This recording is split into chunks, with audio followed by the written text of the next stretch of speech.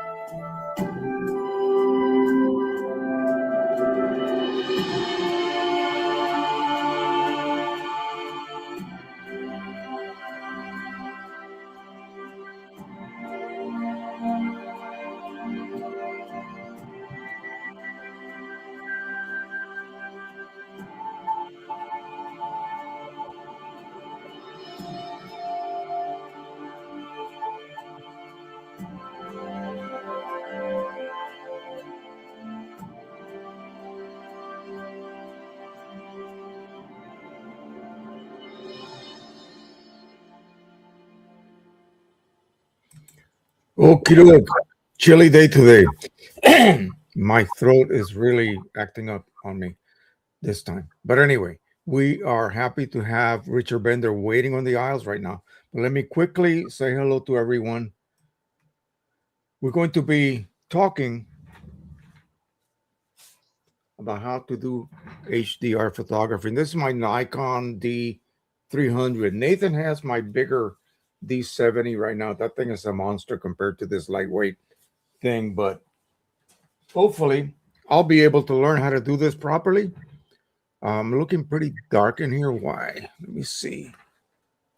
Let's add a little bit more light. Okay. I think I have auto exposure on or something on the camera. It changes every time I log on. I don't know what else to do.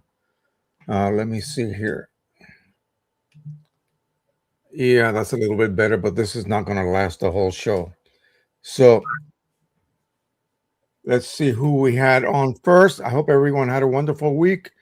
Welcome to Cool Medford. This is Henry Stoffel, Massachusetts, Epson P800 OEM Inks. You can read the rest a little quickly. Here's Richard right here. He was on at some ridiculous time this morning. Not even last night, actually. No, actually in the early morning, 12:37 a.m. You need to get to some sleep, my friend. I know I do. I went to bed at 10:30 last night. Here's Ron K. from Trenton, New Jersey. Ikonak 8550, Kimich Ultimate Lifetime, Canon R5 Mark II, and others. Nigel Waters, Wales, UK. Canon Pro 300 with all the trimmings, very good. Fred Elias is here on a cool, sunny morning, Warren, Michigan, 46 degrees. Right now it is 51, and we just made it past 50 today. Epson EcoTank 8550, Print Prism 160, Red River Papers. And you may be wondering, what are you talking about? 160? Yes, it went up again. Last night he sent me the link. Big on metallics, all OEM hobbyists. Thank you for all you do. Well, thank you for being here and your support. Cool, cloudy Richmond, Captain Donzi, Pro 100 with all the trimmings. Sony A77 and A65 and a A350. HC from the Netherlands, beautiful spring. Today I've been reading some of the ICC 4.4 profile specification. What is ICC 4.4? I don't know. Wow. Take some really gorgeous pots of coffee to take all that in. Yeah, it's probably a little bit too long here for me. I'll tell you the truth. Sometimes I just wonder how I got this far. Um, HC says, wow, I now see that PP is already at 160. Yes. You didn't know that yet? Well, download it immediately. Okay, that was me talking to Rich. Photo Nikon 780, snowing, cool, Edmonton, Alberta, still snowing up there. Oh my gosh. Canon Pro 1000, Epson XP 15,000, and the 8550 from uh, Epson EcoTank, that is. OEM inks, hard papers from River, Canson, Staples, QMH Ultimate, Print Prism 160. Way to go. Hello, Richard. This is me answering back. Steve, oh yeah, I did get your email. I'm trying to get that 3880 at least firing on all 7 cylinders. I told you the black ink switch is not working. So if you want it, you can take it as is. I have some cartridges that you can have as well. Not a lot at this point, but you can still find them on eBay for like $20 each or something like that. Um, if not, I'm just going to have it taken by the dump. So I still have the R2000 OEM cartridges that I didn't give you the last time. I don't know where I had them, but apparently I didn't give you. So let's. This week is super busy. I'm sorry. I'll let you know. I'll let you know when we can meet up. Maybe we can have lunch somewhere. All right, because I don't think you're gonna want that 3880. It's gonna have to have a complete ink delivery system installed. That includes that ink switch valve. You might as well start from scratch. And at this point, yeah, sometimes you can find them on eBay, sometimes you cannot. So let's call that off, and I'll just give you the R2000 cartridges. Those are good. Harold Davies across Wisconsin, Canon Pro 1100, 8550, PSC, PCSE, QMH, Print Prism. I got my student brushes. We're not going to be painting. We're going to be doing HDR. Okay. MPM Photo, Nick Marmolejo, Deer Valley, Arizona. He's got a 3800 for prisography inks. Those are all black inks. Epson XP 15,000 chipless. PCSE inks on that one. QMH Ultimate Lifetime 0-in-1 Photo Raw Max. Sony Alpha 6000. MPM Photo also has a the 4x5 Schneider camera, 4x5 Wisner technical camera, super Angulon lens. Yeah, he's loaded. That is a little bit beyond me at this point. I don't do any large format anymore. So, yeah. Okay, let's bring in our good friend here. Let me see how I forgot how to do this. There we go. Yeah, I see myself on your screen. How are you? I'm good. How are From you? Western Maryland. By the way, I want to show you guys what I'm drinking. This is not beer. I haven't touched a single drop of beer since my brother-in-law died. I told him that was the last beer I was going to have ever again with him, and it was like a year before he passed away suddenly, out of the blue. So I'm gonna give a taste of this. Mm. My mommy used to give me this when I was little. It is just non-alcoholic malt drink. Delicious. Made in Puerto Rico, by the way. All right, Richard. Yes. So you've been telling me about this HDR photography trick that you do with a Nikon D300. And I have mine here. By the way, the link that you sent me for that PDF, I don't know why it's not working. I click on it and it takes me someplace else. So please send it back, send it to me again, and I will definitely download it and print it because now it's getting pretty outside and I want to go out and take some photos. Do I see that you have a filter on your lens? Yeah, need to take. Now that's yeah, it's a filter, but it's just one of those. Take it off. Yeah, take it off. Take Wow. it off. Okay. All right. So That was give a us a UV. rundown. Was that a UV filter you had? What's that? Was it a UV filter? Yeah. Okay, UV filters throw you about 16 points into the blue light. You don't want that on your camera. Okay.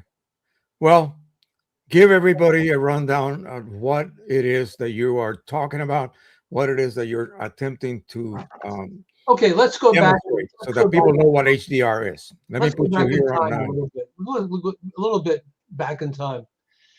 I was a heavy user of slide film back in the day. I didn't like to use negative film. I used slide film for whatever reason.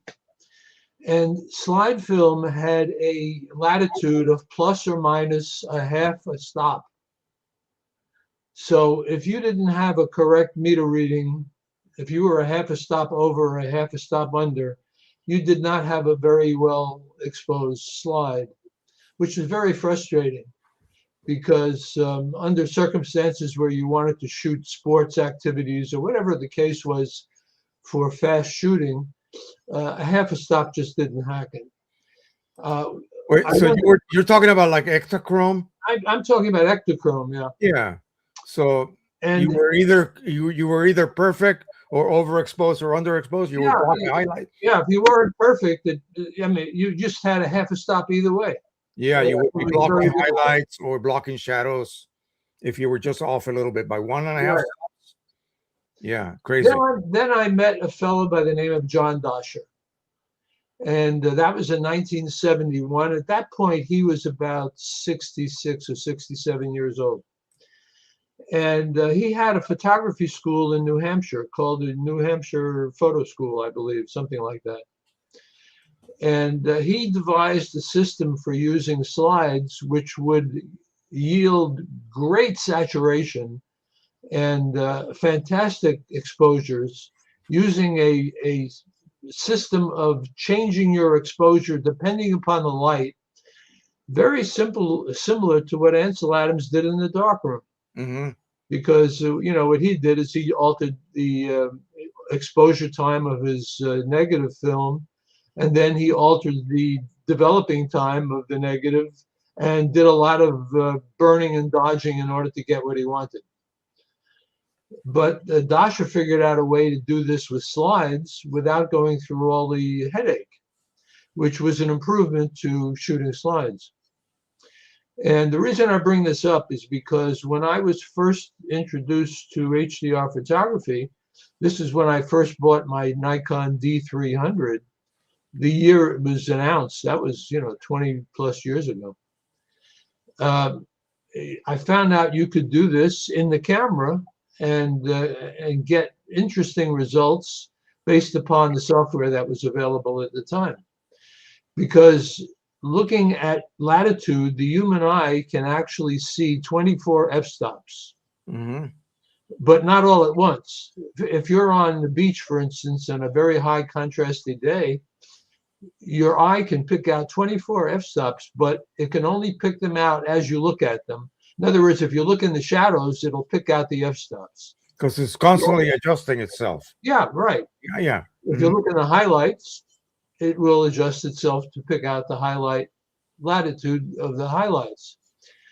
And Film, on the other hand, just never did it. The negative film has a latitude anywhere between 1 and 3 f-stops. Nothing really great. So it couldn't do it. But if you shot in HDR, HDR has a latitude of up to 24 f-stops. That's 32,000 to 1 light range. And if you could produce an image that had all of this information in it, you could print most of it, whatever your print quality could be at the maximum, you could get it into a print. So this is what intrigued me terrifically, because I wanted as much information in the print as I possibly could get, obviously. Now, when you mentioned the number of f-stops, am I correct or incorrect in remembering that Ansel Adams he and Weston created the 12-stop system, or right? So it was a difference between No, shadow. it's actually 10 stops, I think it was. 10 stops. Okay, so white was the 12, and one would be just black. Yeah, Okay, right. so you have 10 active. That was quite a bit back then. I mean, and now we're talking about 24 f-stops. wow. So yeah, that's impossible. Well, Right? But not really. Do you remember a photograph, an image I sent you of the tracks in Maryland? There was a picture of railroad tracks, Mm-hmm. and you printed it from the wrong image first, and then I gave you the right image, Mm-hmm. and you looked at the latitude and took readings of the image, if I remember correctly. Yeah. Well, ordinarily you can't get that latitude in a normal photograph. Right. The only way you can possibly get it is if you had enough information in the original image in order to print it. Now you're relying on shooting always in raw format, right?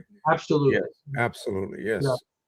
Camera must be set to raw in order to get as much information as you possibly can. Mm-hmm. So I experimented with various types of HDR. And HDR is the system of taking multiple exposures with different speeds. You keep the f-stop the same, but you take multiple exposures and you range those exposures in 1-stop levels. You can even do it in half-stop levels or 1/3 stop levels, but that's overkill. You can accomplish all of this with 1-stop differential between exposures. And I found out that the D300 can go up to 9 exposures of each exposure with 1 differential in f-stop, basically, or in speed in this case. But I found out that was also overkill. So I narrowed it down to 5 f-stops or 5 exposures. Mm-hmm. I keep on saying f-stop. The f-stop stays the same. You just alter the exposure time, which your camera does automatically. And this gives you a fantastic latitude in your exposures. And then you have to put them together somehow in order to get a final image and be able to print that image with whatever printing system you're using. And I also started out using, well, you have to do something about getting the exposures together. And if you can't get the exposures together, you can't get your final image. So originally I was using Photomatics. And Photomatics is a paid software that does a very fine job. And it has a built-in editing capabilities. After a while, Photomatics started charging extra for their software every couple of years, and I decided to try to get around that somehow, but they had the best system available for merging your images together and getting rid of what we're going to call ghosting in a minute. Then I found out that Photoshop, to which I had a subscription, and I've had a subscription to Photoshop for a long time after I originally bought their software. And they have an HDR plugin in their software, which I tried and didn't like at all. But I finally narrowed it down to a software called PictureNaut. PictureNaut is available on the internet free. It's an open source software, and it does an absolutely fantastic job of merging your photographs and reducing. Can you type the name on the chat Yeah, so sure. that we can all see it? PictureNaut. Okay. So people with terrible hearing like me can understand what it is. Did you get it? Let me. Yeah, not don't make it a link. Make it just a name. I know I didn't put a link in there. I just put in. I don't see it. Did you? Yeah, you entered it. It might take a few seconds. Anyway, go ahead. Continue. Okay. So PictureNaut does an absolutely fantastic job of merging your photographs together and eliminating ghosting. Now, I remember that we had a conversation about what to do with HDR. Originally, HDR, the concept was you must put your camera on a tripod in order to keep your images aligned, and you must eliminate VR on your lens. If you're using a VR lens, you should turn it off because it does cause the camera to jump around a little bit. And furthermore, PictureNaut, you have it there. Yeah. And furthermore, the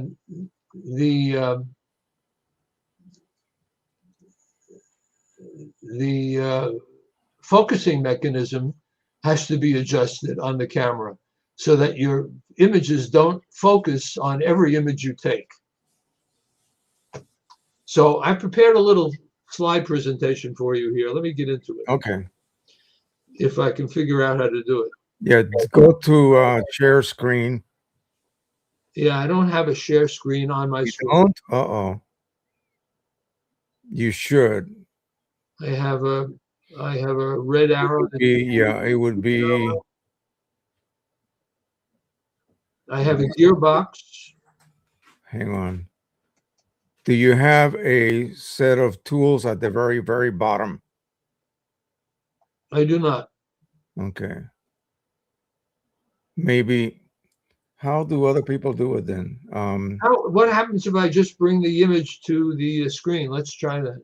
Yeah. But Do then you you see have it? to, no, you'll have to share your screen. Okay, And at this well, point, again, I can't do it because I don't have anything that says share the screen. because you've done it before, you've been able to do it before when you were showing me. Right, but before I had that share screen possibility. I don't have it now. Oh, that's crazy. I Well, have something that says present. try that. They have changed the UI on this silly free. Oh, here it is. Okay, you Under present, it says share screen. okay. All right, good. And I should see a pop-up come up on my end, and then I will go ahead and load that. Share screen. Okay, let's see how I can get that in there. It took your the name of the software like almost a whole minute to show up. So Choose what to share. right, it'll be one of your screens if you have. How about if I pick entire screen? Yeah, you have a single screen, right? You don't have dual. I have a dual screen. Okay. Let's see if I can pick. I don't know how to get this done. Let me just play with it here. Mail. Select the tab to share. Going back to what. Meanwhile, go ahead and continue. If I remember, I have Ansel Adams' 3 books in my back room, and I recall him and Edward Weston back in the days in Northern California would go out with that handheld meter. They would take a reading of the shadows, the darkest shadows they wanted to have a meter reading from, and then the brightest highlights, and it would be somewhere, say if it was 10 f-stops, then fine, they would go ahead and then go right to the middle or if they wanted to favor the highlights a little bit. So let's just say it was 10 f-stops different. They would go to the fifth choice and maybe increase it a little bit or decrease it a little bit depending on what they wanted to favor. And they would shoot that negative using those settings. And then in the developing phase, back then, you could use a green safe light for not a long time, but you could actually use a green safe light. And they would literally look at the development of the negative in the darkroom with their eyes using that safe light. And they can then adjust, either increase or decrease. So there you go. You got it. Yeah. We got it here. Okay. This is part. What you're looking at here is part of your Nikon D300. Let me add it to the stage here. There we go. So I am going to look at my D300. You see on the left-hand side, you want to place place your exposures at hang on. This is what mine looks like. D300. Right here, you can see it. Oh, I'm sorry. What an idiot I am. I have a D3300. Forget it. I'm just going to put my camera away. Okay. And let you continue. I know there are a few viewers who do have D300, so we'll go through it anyway. But anyway, even if you use your camera, you want to set your exposure so that you're taking multiple exposures. This is a single exposure, and then you see the arrow is pointed to the CL, which is constant exposure, low frequency. You also can set it for constant high frequency, but this gives you 3 frames per second. Okay. Which is fine. 3 frames per second is basically all you need. Well, now I don't see that. I don't see that on mine, but well, you've got it in your menu. I do on the menu itself. Yeah, you've got to go to your menu to find it. Also, we want to take the focus of your camera, and we want to take it away from your exposure button. Right. So you want to get it off of autofocus. We want to get it away from the exposure button. We don't care if you're on autofocus, but we want to get it away from the exposure button. All right. Well, and I want to put it onto the back focus button instead of your release. I don't know whether that means anything. I'll talk to you about that privately. Yeah. Okay. We'll do lunch. I'll bring my camera. Right. And we'll go outside after we eat and take some photos. How about that? All right. So this is the back focus button on the Nikon D300. Yeah. Let me just go ahead and add that. And what it looks like, here's the back of the Nikon D300. And here is how I focus. I press this button. There you go. Okay. So this is the button that I press when you want to focus. And the reason I have that very button right here. Okay. So you can then put your focusing on that button. Okay. The reason for that is we don't want the lens to focus on every shot. We want it to take one focus, and that's it. But we also want to lock that focus in place. We'll get there in a second. Yeah, you'll walk me through my actual camera. Okay. All right. The next thing we want to do is in order to go through autofocus on your AF button, this is the way you do it. You go to your custom settings menu. And you go to the pencil display, which is your custom setting, and you go to autofocus. And next you scroll down to A8, which is AF activation, and you turn it on. Go ahead. Next, you want AF on only. You don't want the shutter and the AF on. Yeah. Just AF on only. And that will set it up.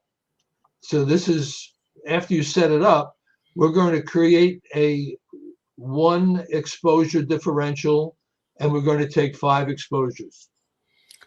Okay, so it said using the equivalent of one full f-stop to the right twice, and then one full f-stop to the left twice, with the center one Yeah. being, yeah. Now the D300 takes the first exposure as your normal meter reading exposure, Okay, and then it puts the others on the other side of it. it's gonna do a bracketing. -1, -2, +1, Okay. +2. All right. And in order to get this display, what you do on the 300 is the front. You got a front wheel here. If you rotate that, that will give you the number of exposures, not the 5, but the number of we want one differential between exposures. Right. So it'll give you the latitude, the 1 f-stop, in other words. Why not stop? If you rotate this button, if you rotate the back button, it's going to give you anywhere between 1 and 5, 1 and 9 exposures. Okay. And that's how you get that to. So you have you determined that the optimum number of exposures is at this point 5? 5 is great. Right. So if you go to 10, you can go to 9. It makes 9. It makes really no visual difference. No, the only difference that you might want is if you're taking architecture, for instance, and you want everything exactly pin perfect, you can go to 9 exposures and put your camera on a tripod. Okay, yeah, sure.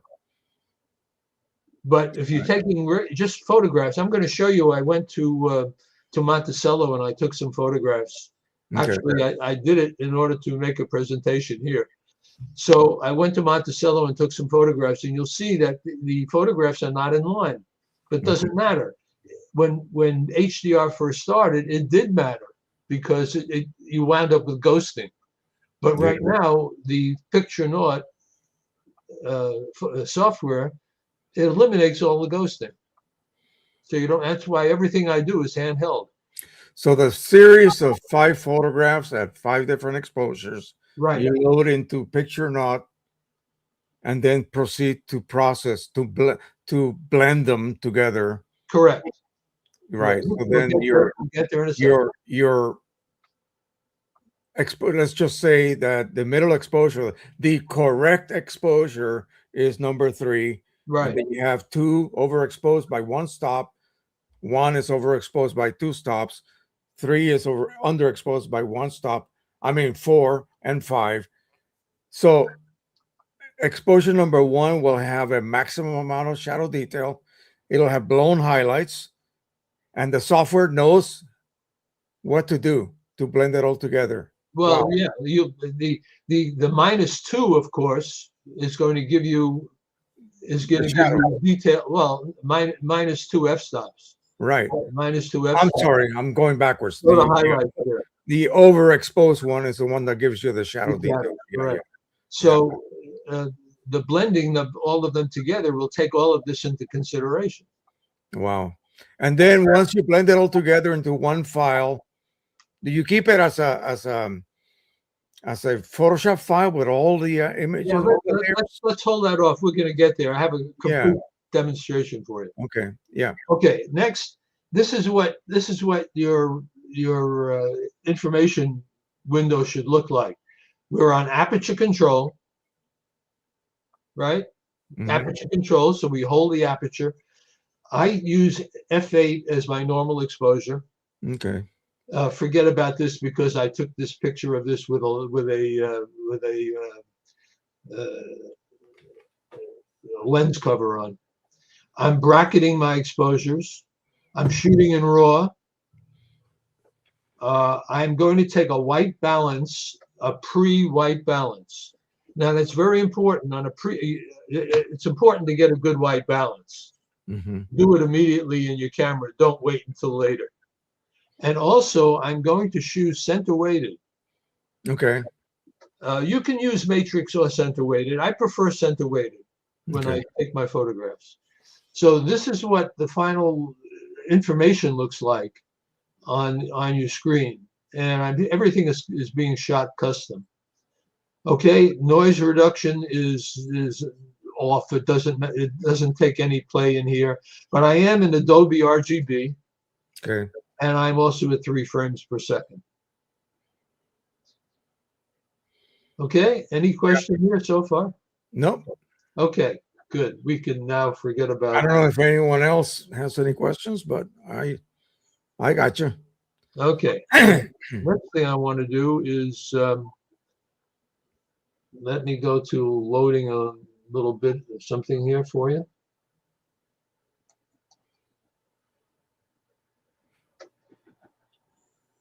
We are going to share.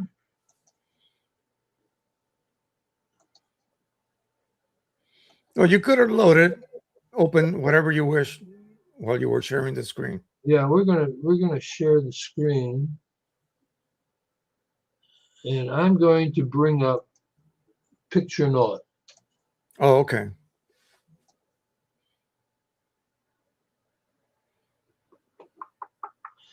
Actually, no, I'd rather do something else before that. So let me hold on. Let me hold off on Picture Note. I'm going to share a search for you.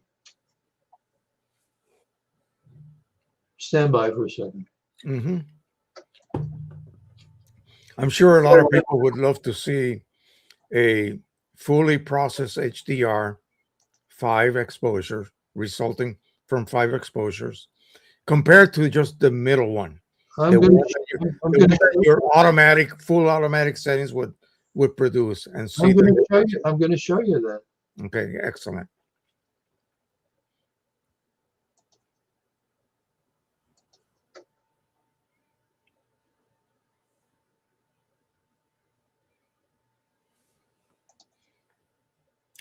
Oh, go ahead. I know I told you something by secret, but I'm going to let the cat out of the bag. All your Print Prism fans that use Mac, it's in the works. I don't know how advanced it's going to be at this point. I don't know whether they're going to use the coding for, say, the current level or what, but the person who created QImage 1 for Mac is working on that as I speak. All right. So hang in there, you guys. You know, pretty soon you will, I hope, let's just say, don't take it to the bank. This is just what Mike told me. And Mike has nothing to do with the neighbor next door to him that is the Apple programmer. That'll be great.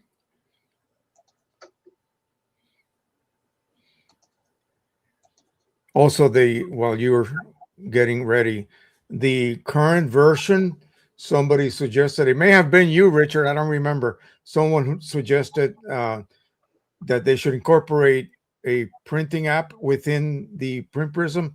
He decided against that because that would diminish his sales of QImage Ultimate. Sure. Makes perfect sense. I suggested that possibly during certain times of the year have a double package deal where you can buy both pieces of software at a reduced total price.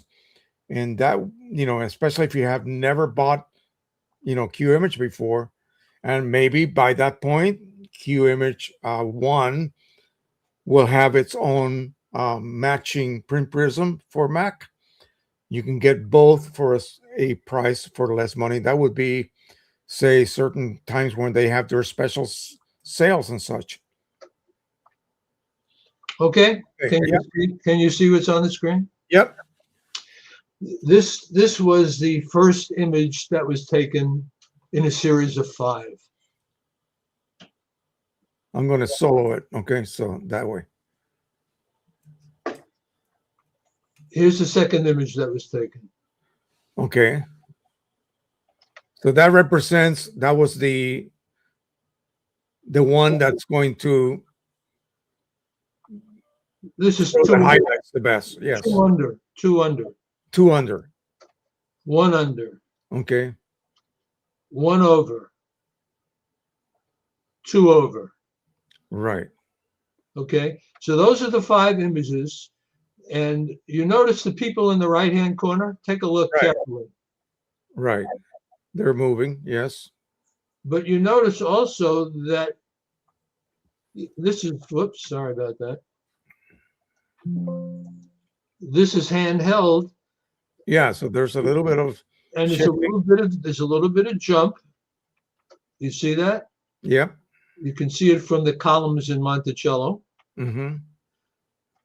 Now, this one is the actual final image. Okay.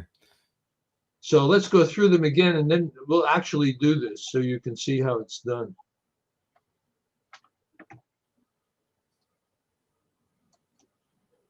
All right, first image was the image as metered. 2 under, 1 under, 1 over, 2 over. And when I finally ended up with my image as I wanted it as an HDR, there it is. Mm-hmm.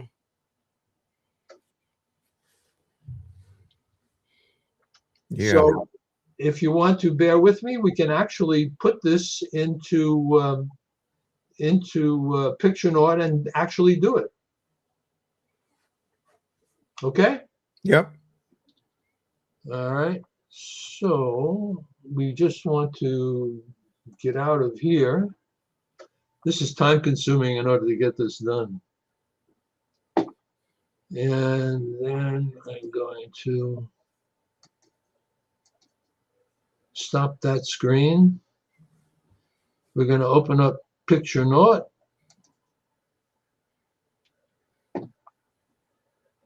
And I'm going to just take those images and drag them into PictureNaut. You can't see PictureNaut yet, but you will in a minute. Okay. I'm just going to drag those images into PictureNaut. And now I'm going to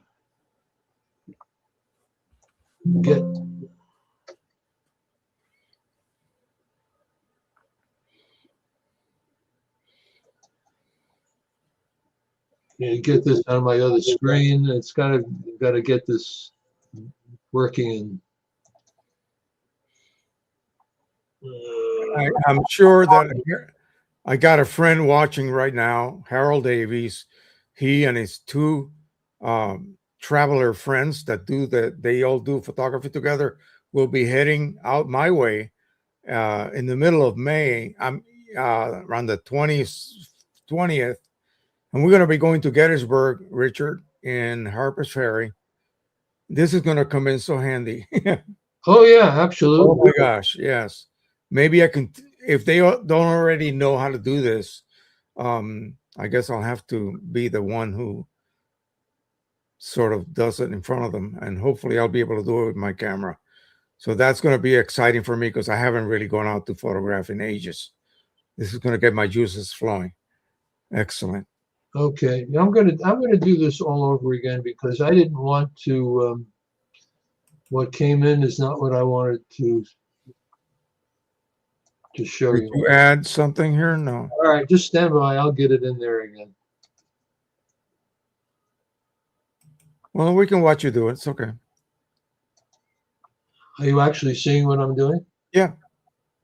Okay.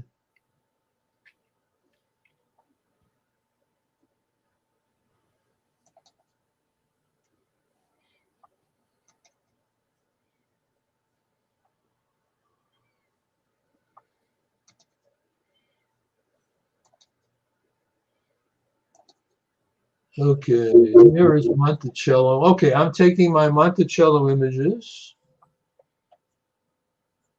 These 5. The 6th one that you see there is the final.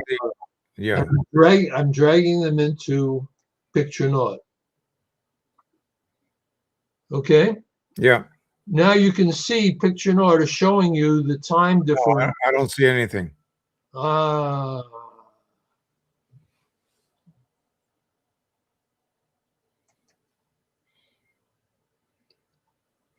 Something is happening. Okay, here we go. There you go. Okay. And this is not working. You Yeah, know, they all look out of sync. when you're live, things Of course not. don't necessarily do what you want them to do. This is not right, obviously.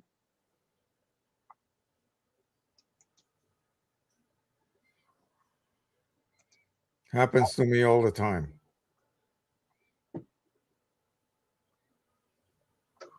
So let's get through. Let me do this again and see if we can get it done. Um,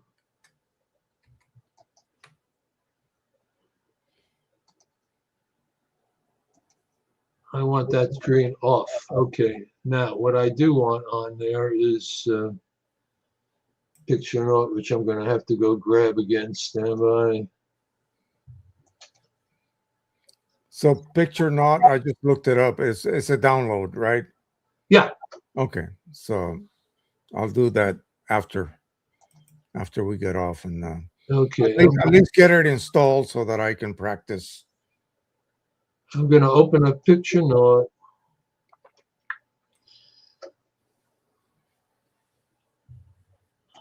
See if I can get this in a position where you can actually see what's going on. Okay.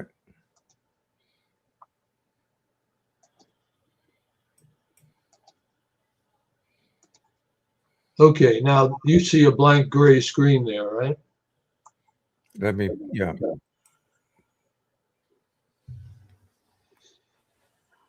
And I'm going to try to drag the photographs into it. So you You're can already see selected. Yeah.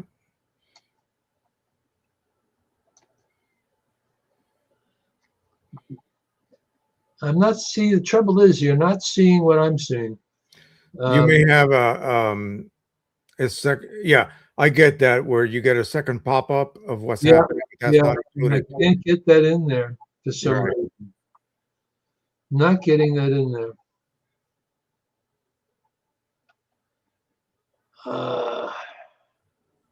It's a pain, I know. And I can't, for some reason, I can't drag it. I'm not sure you're going to be able to see how I get it into picture note.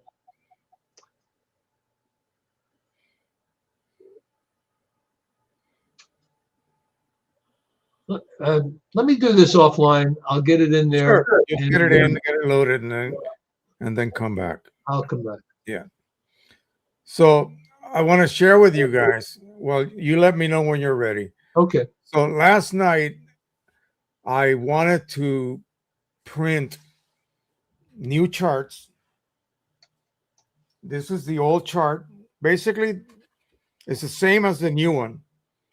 This has a very narrow black border. Remember, it had a little trimming guide on the edges, and you then go ahead to your trimmer, trim it off. You had to.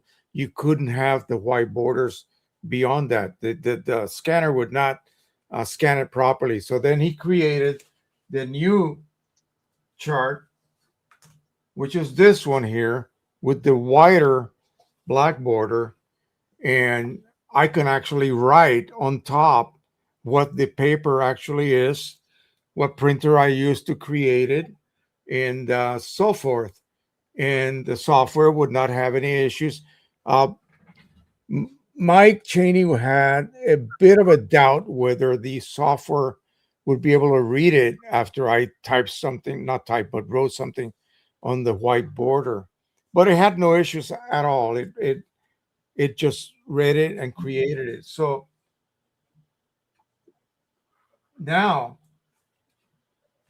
I asked him, so tell me, do I have to scan the previous ones, rescan them? And he says, only if you want to. There is an improvement to this software. I think he was able to reach the maximum amount of quality that the scanner, after it reads the chart you printed, and the software can then compute whatever the errors were, how much more accuracy has he been able to extract, to squeeze out of that software? And I think he says it is maxed out now. So that means that he stated that it is an actual slightly visible difference. Well, that means I have to rescan everything, right? So that's what I am about to do. And I am adding some new test prints of the chart with some other papers that I haven't done yet, especially on the 200, the Pro 1, the Pro 1000, Pro 100. Those are going to be my major printers now. All right. So while I was prepping my Pro 1000, I went into one of these eternal cleaning cycles. A couple of the channels, I got my sensors started blinking and showing me that I was getting low. Low means about 20 ml of ink left inside each cartridge. And then it threw an error, and I thought, oh, geez. So it told me to clear, to cancel the nozzle check that I was trying to print, and to then turn it off, turn it back on. It went into another one of these slightly long cleaning cycles, and then eventually it went into the normal window. And I was like, so I finally printed my nozzle check, and I managed to print some new charts that I am about to do here after we get done, uh, which with Richard's demonstration. But yeah, it was a little bit scary there that I thought I had lost my Pro 1000 because it was really acting strange. And it is something normal, apparently, that happens with Pro 1000s. Has any 1100 owner? I know that Harold has one, Harold Davies has one. Have you encountered anything like that? Let me know in the chat here. Okay, we're ready for you. Yep. Now you see it. Yep. Okay, now you notice that in the center of these are the images, and these show you the different time variations taken in each image. Okay. Also, we're going to check some things here. Automatic image alignment. We're going to check ghost removal. And I'm not going to check color balancing because I don't think it's necessary for most photographs. If you have a problem with each individual image and you see a differential in color, you can check the color balancing. Everything else, these would remain the same. Now, by clicking OK, we're going to go through some rudimentary differences here, and we're going to calculate an image. So here is your image, and you notice there's no ghosting on it. Mm-hmm. And we still have to go through one more phase of this image. We have to tone it. I remember that terminology. Yes. Okay, so this is called a tone mapping. And what we're doing in tone mapping is we're going to pull out in tone mapping every last bit of information we have in the image. Okay. What happens when we tone map? We're going to come out with an image that looks rather dark. And you can make changes here right in Picture Note to lighten the image and so forth. I urge you to ignore that because Picture Note does not have really any editing capabilities. The only editing capability I use is to automatically improve the histogram. So by checking this, look at the difference in the histogram. Mm-hmm. And once you do that, everything else remains the same. You can save this, by the way, in 16-bit or 32-bit or 8-bit. Since I'm on Windows, I keep it in 8-bit. If you're in Mac, you could use a 16-bit. Yeah. I use the default settings. Everything else stays the same. Just click on OK. And this gives you a tone mapped image. Now, you don't have a monitor that will display a tone mapped image. At least I don't. Right. Those monitors are very expensive. Mm-hmm. So we have to do some editing of this image. But before we can edit the image, we have to save it. So the image then is saved. I'm going to save it as, let's call it Monticello test.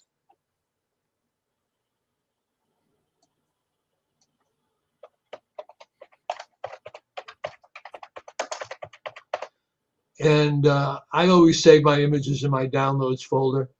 So it's going to be saved as a TIFF. You have a choice of saving it in another format, but I urge you not to because TIFF is non-destructible. Right. So you want to save in TIFF. And we're going to do just that. Okay, now we have the image saved in TIFF. Now what do is we go into Photoshop with the image. And this is where the real magic happens, because you have the information, it's in your image that you created, this tone mapped image. Now it's up to us to pull out that information so we can use it to the best of our ability. So once again, I'm going to unshare this screen. I'll have to, and I'm going to go into Photoshop and open the image that I just saved. So again, it's a standby. You have you don't, do you have Lightroom? I don't use Lightroom. I don't like it.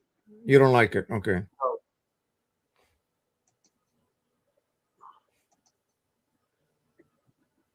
No. I use Camera Raw. Okay. Yeah. That's almost the same as Lightroom, though. They are. Yeah. Except Camera Raw, I think, gives you a little bit more latitude of different tools. Yeah. No, I'm thinking of the actual process that you go through. It's very similar. I've got to go find that image again.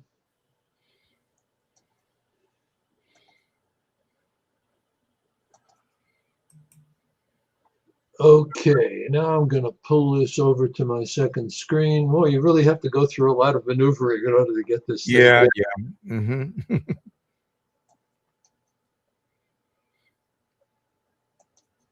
That's why when I do a video that I just edit all of this dead time off, and it makes it look so fluid, like it was so easy to do. Yeah.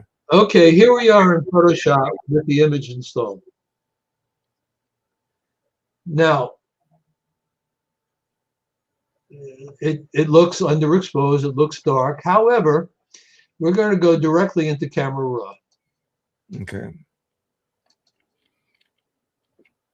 And I presume you can see it.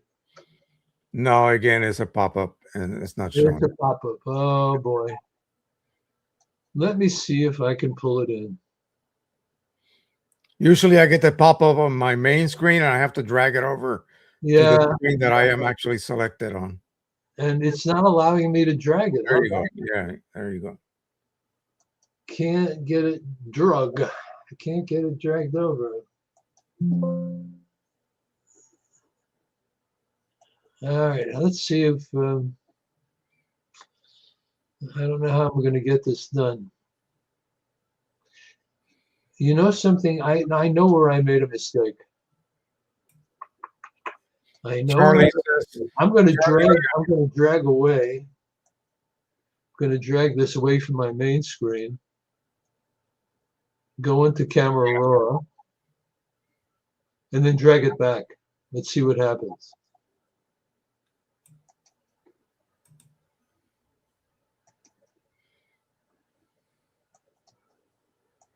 No, I can't get it done. All right. Well, I can't get it done. But anyway, let's see if I can talk you through it. If you can imagine this, in Camera Raw, I'm going to, the very first item in a Camera Raw is exposure, and then contrast, and then highlights, and then shadows. Okay. So I'm going to hold down the Shift key. And that gives me an auto exposure, auto contrast, auto highlights, auto shadows. Everything is automatic. And I'm going to click on every one of them. That takes what Camera Raw believes to be the correct rendition of the exposure that you've just taken. And I'm going to do the same thing with auto vibrance and auto saturation. Incidentally, when I clicked on auto whites, it brought the slider down to 0, minus 100. Just interesting. Then I'm going to go to clarity, and I'm going to boost clarity by about 40 points, 45 points. And I'm going to boost dehaze by about 25 points. Okay. I'm also going to change the exposure slightly. It gave me an exposure that it thought was correct. I thought it was a little bit underexposed. So I'm going to pick up that exposure a bit. And I'm going to save this. I'm going to put it back in Photoshop. There you go. Now you should be able to see it. Yeah. There's the difference in what was your original transformed into what your monitor can see. And lastly, we'll get rid of the two people in the right-hand corner. We'll just remove them. Yeah. Oh, we can't. Oh, yeah, it works online. Okay. Yeah, you can remove them. Let AI do its magic. Yeah. That'll take a bit of waiting. Yeah, it's there it goes. Okay. So there would be your final product. Right. And you've got, if you look in the trees, well, what I would do right now in the tree line, frankly, is I would dodge this a little bit to bring up some of the tree here, and also the same thing over here. So let me get that done. Actually, can I do it? I think I can do it. Dodge and then choose shadows on the choice up there on the top. Pick the dodging tool and then where are you? Where are you? Here you are, right here. Right. No, it's not letting me. No. Go up, go up, go up, go up, go up. Where the little hand. No, keep going up. What am I not seeing? Above the T, above the pen. Oh, yeah, here it is. Okay. Go up one more. There's your hand. Okay. Now you can dodge. Okay, so what I would do is I would dodge out a little bit on the tree here, bring up the tree. But you know, the interesting part about it is that the information is there. Right.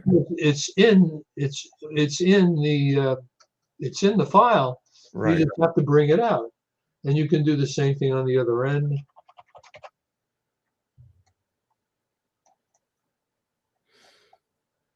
Right. You're doing what you would do in the darkroom. Yeah. Basically. Yeah. Test. And the only reason you can get away with it is because it's I used to basically, 3, 4, 5 sheets of paper before I arrived at what I wanted. Correct. And you have to fully develop it. You have to go through the complete process every single time. This is a piece of cake compared to that. Yeah. Now I use a Wacom tablet. Right now I'm using my mouse. So yeah, I'm used to a Wacom tablet, which I don't have connected at the moment. Okay. So anyway, you can dodge this out. Right. Bring up some tones. And this is the way you wind up with the images that I send you. Mm-hmm. Now, I remember, and I do this occasionally if I'm doing like a landscape photo, and of course it has to be from RAW. So I'll go down to Great Falls, Virginia, or whatever, and I will go ahead and shoot a raw picture of the falls. Just one single file, and I look at it and I look at my histogram on my camera, and it looks like I actually have room on the left and I have room on the right. So basically, it squeezed. Maybe it was a cloudy day. It was able to squeeze everything it could into even less of what I needed. And in Lightroom, I learned this from an Italian guy that did a lot of landscape photography.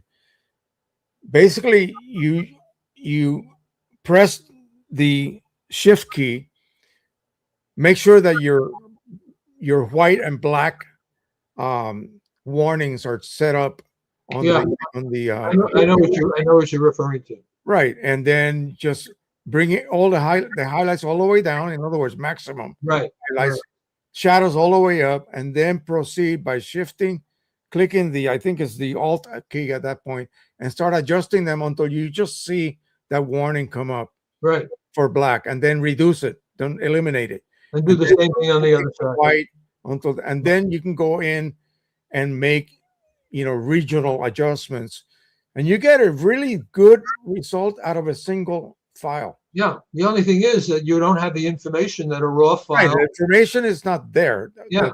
technically speaking, but visually you get it. If it's that this was from your trip to Africa, you're not going to go back there. So you have what you have.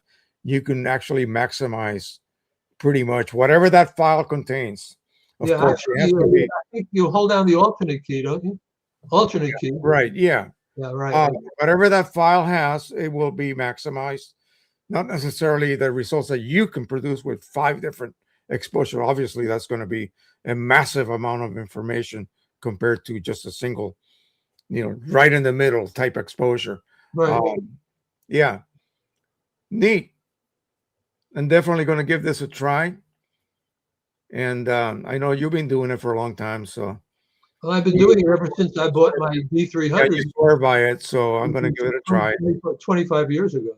Yeah, let's set up a time when we can meet up. Maybe before Harold comes, the 20th. So sometime between now and the 20th of, if you can come down, or I can meet you somewhere along the way, we'll do Yeah, that. I think I will be in Rockville next weekend. No, okay. Let me know when, and I'll bring my camera, and you can teach me how to do it with my lesser camera. Mine is not a D300, unfortunately. Did you see the pictures on the spaceship with the D5, the Nikon D5? No. Oh my God. Yeah, I don't know what kind of sensor that thing has, but the astronauts were using Nikon D5s. I'm totally unfamiliar with that camera. I'm So surprised they used that one. yeah, I don't know. You know, Is there something better? I have no clue. I haven't kept up with cameras. My daughter had recently bought a mirrorless camera. And what? A mirrorless camera. She bought Okay. a Nikon Z, one of the Z Nikons. Mm-hmm. And that's even better for HDR because the bouncing up and down of the mirror in HDR, when you're taking HDR, does give you a little bit of a shake. Yeah. But with a mirrorless camera, you have no shake at all. It's really great. Right. And so anybody that has one of those mirrorless cameras, get into HDR photography. How does that work? How does that work without a mirror? You press the button and it works. That's all I care about. I don't know. It's brilliant. I gotta admit, it is brilliant. And the fact that what's the biggest sensor on a DSLR nowadays? Like 50 something? Oh, I think Sony has an unbelievable size sensor. It's like, are they just 50, 60. They're physically larger? I mean, you cannot pack the pixels too close. You know what they were complaining about? Let me throw this in from the spacecraft, that the camera's pixels were dying from cosmic radiation passing through the ship. And I'm thinking, are you being serious, or are you just joking? No, they were actually serious about it. And they showed pictures that they had shot where you would see these little dead sensors, dead pixels, in other words. And they said that the camera was not that way when they left, when they took off, that it was perfect. So, and I'm saying, if the sensor is getting murdered by cosmic radiation and you guys are standing there without wearing any kind of protective suit, yeah, for 7 days, come on. Yeah. Anyway. All right. Let me go ahead and go back to post some of these comments. What am I going to talk about today? Let's do some scans. That's what I will do. So thank you, Richard. get a hold of me. Tell me exactly when to meet you and where. We'll do lunch and then we'll go outside and take some HDR of the parking lot. How about that? Okay, we'll do it. All righty. All right, my friend. Bye bye. Bye. Oh boy. So yeah, of course, I have stories about Richard and the things he has accomplished since I don't know the 60s, 70s, 80s. Pretty amazing. We always have a fantastic conversation when we eat. Um, we went to a recent. It was a Chilean restaurant that was actually pretty good. I have been there before. Maybe we'll meet there again. It's an easy place for us to meet, and then I think Richard, you have let me put you back on here. You have a son that's nearby, right? My son, no, he's in Mount Airy. Mount Airy. Okay, well that's not horribly far, right? So I know the last time we met, you were supposed to meet him. Yeah. I don't want you to come down with just for me. No, it won't be just for you. Okay, yeah, all right, buddy. I have to be there next weekend. Okay, all right. So that'll be in the weekend. I have to be there next Saturday, I believe. I'll have to check my calendar. Oh, I can't. Oh, sorry. I got this massive funeral to go to. That Saturday. It's going to take all day. All right, we'll do it. We'll do it the following Saturday. Okay, all right. All righty. Okie doke. So this is what I just printed last night. So I made sure to print it the night before so that it can dry thoroughly. So this is Canon Glossy 2, just a common paper. I have the, what you call it over here. So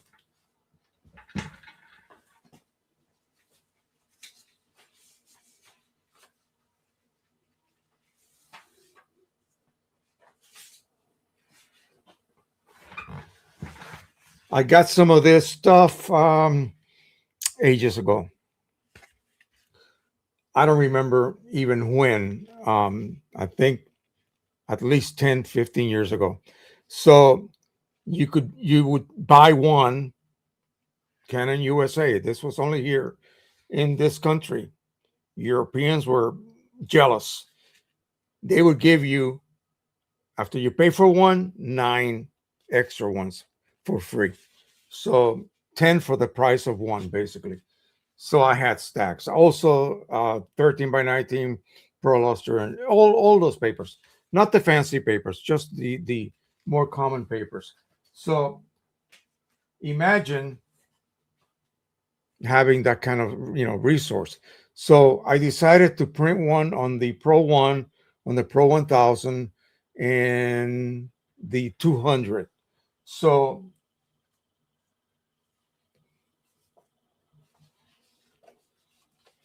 here we have the Pro 1000. Did I bring the 200 with me?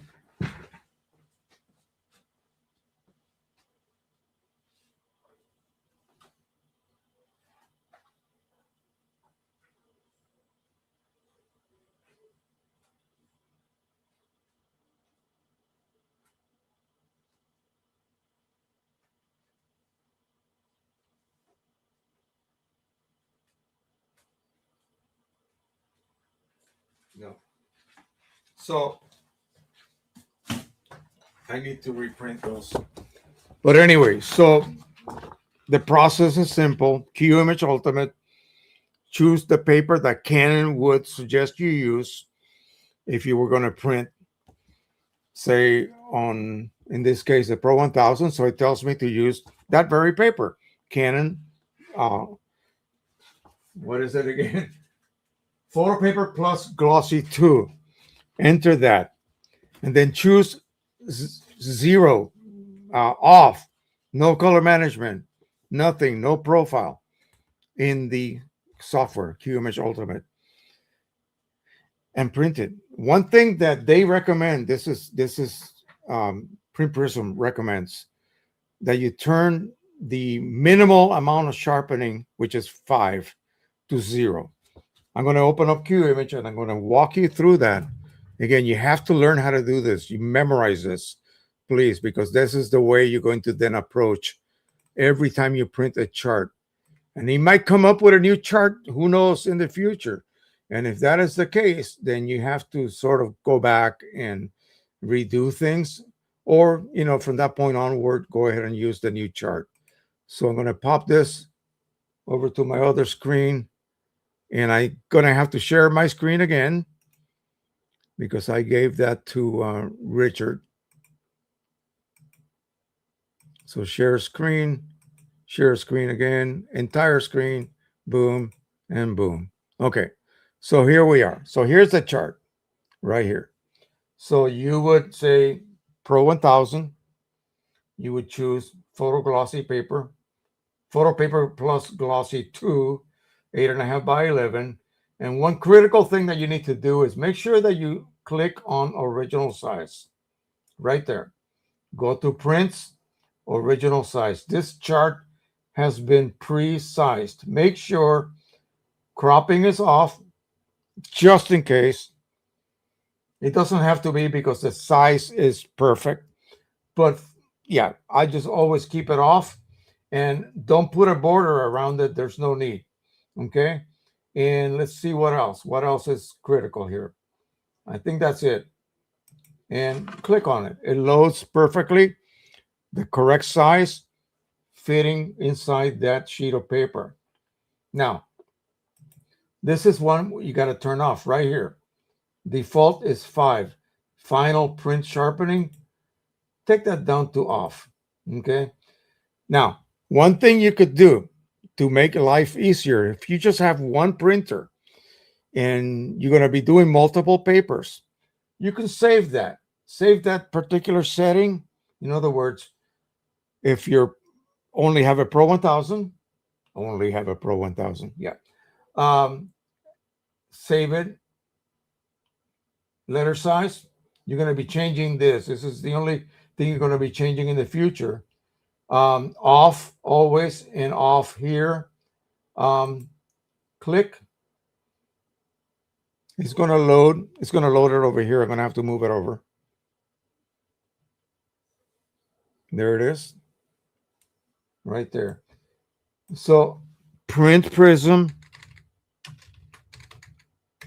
Print. Let me spell it right. Prism settings.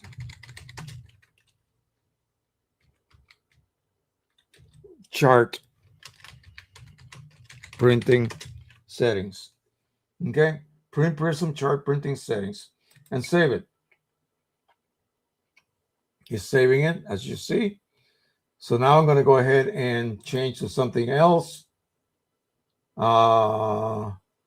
8550. I'm going to remove this. I'm going to leave it blank like that. I'm going to change the size to 4x6. Okay. So now I want to go ahead and print on my Pro 1000. I want to do a chart. So I'm going to, instead of doing that, right there, the save button, I'm going to go into the folder. And I'm just going to click on the date, and right on the top, because it's the one I just created, is the settings. Double click on it. And Pro 1000. Photo paper glossy, because that's what I saved it as. You would go ahead and choose a different paper. And letter size off. And it should have saved that. I don't understand why that didn't get saved. Let me try that again. That should have been saved. So let's go ahead and click on the date. Click on that. Overwrite. And change this to some other printer. Okay. And now we're going to open the folder. Mike Cheney is not here with us today, so he's not going to be able to help me with that. So print prism chart printing settings. There you go. Set to off. You see that? So the only thing I would need to change now is just the media type. So change it to whatever. Choose my Pro 1000. It's not going to save your printer. It's going to save your off settings. So that way you never forget to have this set to off and have this set to off. Now we just load it and print it. Okay. And that's what you need to do. That will give you the correctly printed chart. It absolutely has to be perfectly printed because that's what you're going to rely on when you scan it. Okay. So let's go ahead and load this. And I'm going to want to see, do I have anything? The Pro One. Let's do the 85 Canon Platinum Gloss. No, let's not. I want to do something quickly here because I want to then print something afterwards.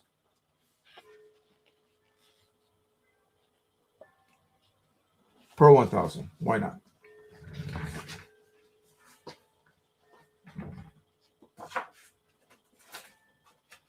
Right here, I'm going to lay it down.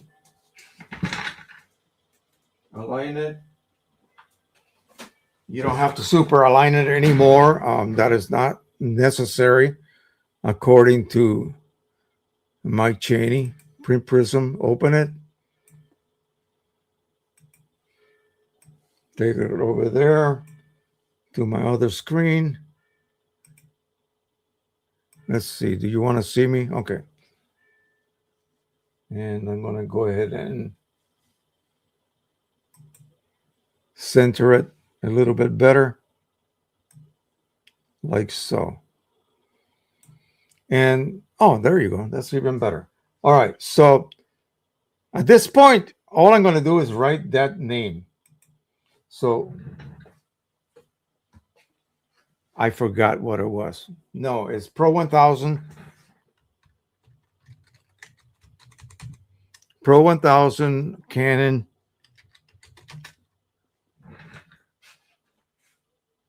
Photo Paper Plus Glossy. Photo Paper, and I'll use the little plus sign, Glossy, and 2. That's it. Now we can just go ahead and scan target and create profile. I have it set for 10-second break between each pass and 5 passes. While it's doing that, I'm going to step back and make sure that I do have enough paper in that printer to be able to print something afterwards and test it to see how good the profile is.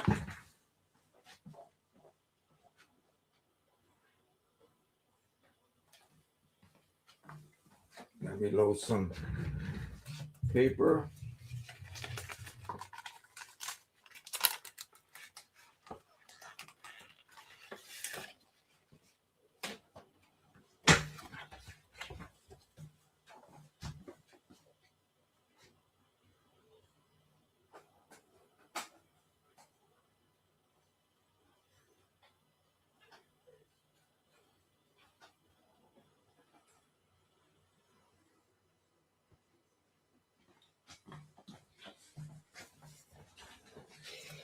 Okay, we are on the 3rd pass, cooling down.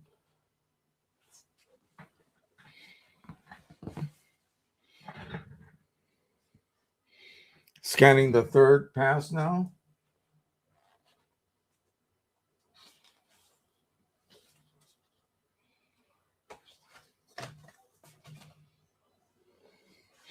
So I'm going to be doing all my scans again because I want to update all my profiles that I currently have that were done on earlier versions of Print Prism.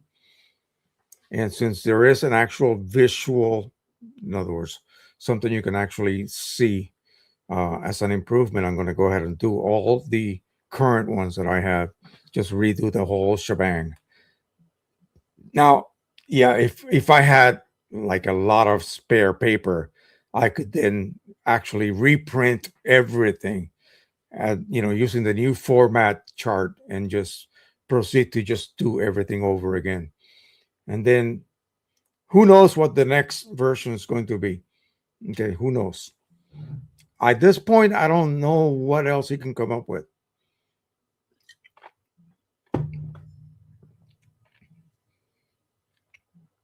This is the 5th pass, so it should stop now. It should then automatically detect the corners.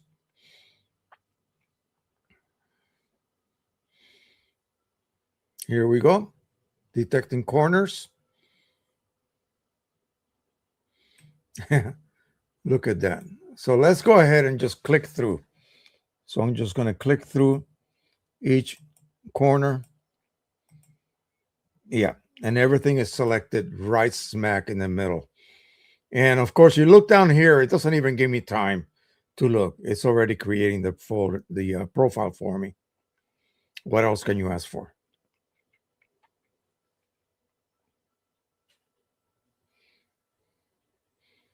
Now, Richard sent me a new image that he created. And Richard, I have you here on the chat. The format that you choose for these images that you create and you sign and you send me, are they for printing on the 9x12 stuff from Strathmore, the acrylic paper, the 9x12 type paper? Because I wanted to print this one on a 8x12 sublimation aluminum, and I would have to crop it, and I didn't want to do that. And I would have to trim it, and my trimmer can only do narrower size. It'll just completely mangle the aluminum if I try to trim the long edge, because it would be, your format's a little bit narrower than the 2:3 ratio. I would ask you to crop it for me. I would never, assume that task myself. I don't want to, cut off something you may not want. But I really wanted to make that one for me, for my wall, and fit it to an an 8x12 aluminum, because I think it's more formatted for the 9x12 type of linen paper that you love to print on the 8550. All right, we're almost done here. As you can see, the progression bar is almost at 100%. And that is it. It's done. It's done magically. Okay, let's open up Q Image.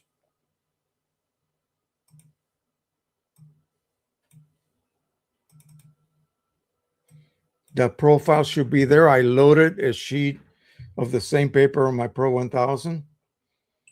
So this is what you would go through to do this. So I am going to, I think I put it right on my desktop. Right there. There it is. So now what I want to do is I want to create a border around it. So instead of having a specific size, which this is what I would use to print for sublimation, I'm just going to ask it to create a border. 1/4 inch is good. And that's it. So now I'm going to not crop it.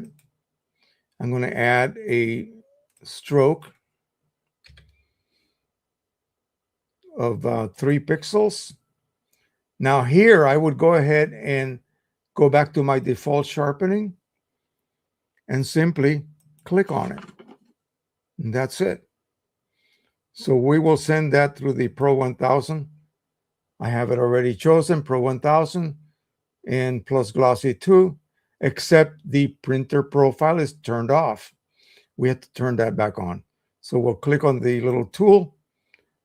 I'm going to click on this little magnifying glass. It'll open up the profile list. I'm going to click on the date because we just created it. It should be right at the bottom. There it is. Pro 1000. Relative. Black point comp. Okay. And print. What does it say here? Driver scaling. Yes. Okay. We know that.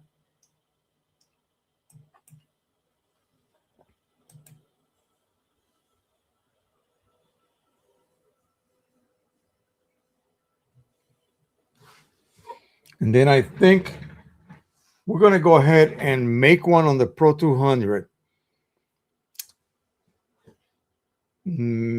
Should I immediately scan it? Mike Cheney says no, you should not do that. We'll go ahead and redo the 8551. How about that? And then I'll print it on the 8550, the same thing. We'll use luster metallic. How about that? I'm going to go ahead and rescan this, create a new profile. Since the claim is that the quality has been improved, I'm going to take advantage of that.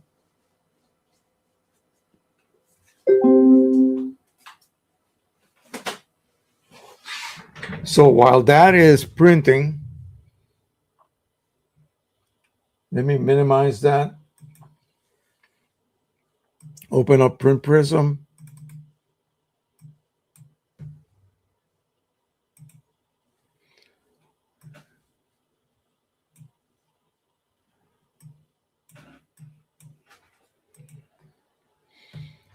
And scan. I'm going to give it a name that I already have. And if I don't remember the name, I can look here and look for that one we had prior created. Is metallic, luster metallic right here. I'm just going to copy. I'm only doing this because it already exists and I just forgot what I named it. So now I can put in the correct name here. Boom, done, scan. And it already exists, it says, so it's going to replace it. And that's it, done. We'll use that to create the second print. So there's one from the 8550 here, and then one from the Pro 1000 there. Let me see if it's printing.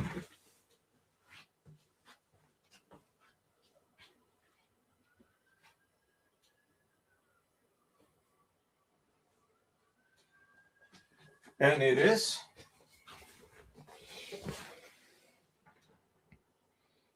Let me go back to some of these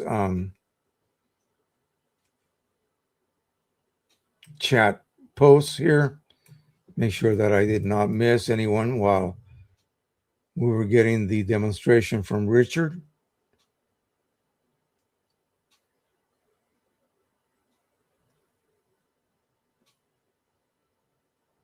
Let me see.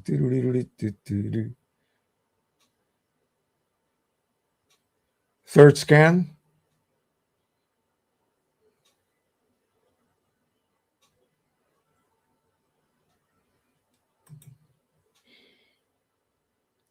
Emmanuel from Normandy, France, Francia. EcoTank 8550, key image 1 on Mac. Sorry, no Prism. It will be coming.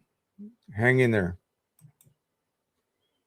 HDR in Lightroom is set up for 3 photos. Yeah, I've done it.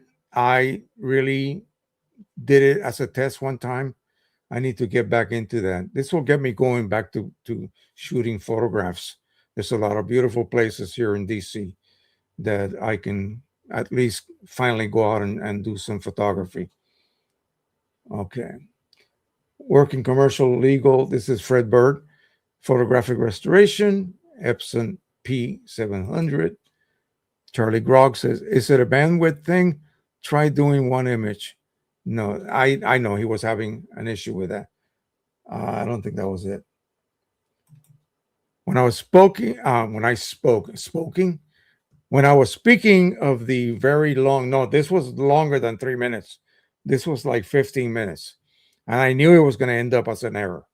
So, which it did. I was able to then refill those cartridges that were declared low and continue on. We'll see what kind of a result we'll get here. Hopefully it'll be good. Okay, so it's going to detect the corners, and as you can see, it did it. Let's go ahead and check everything. I do that even though it's already, creating the profile. But I just do that just to make me feel good. Okay, that it is recognizing everything and setting that little selection area in this very center of the actual square, each one of those little squares.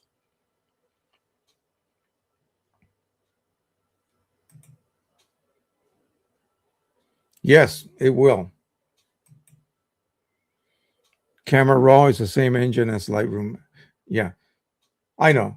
It's just the user interface maybe he doesn't like. And at first I didn't like it either.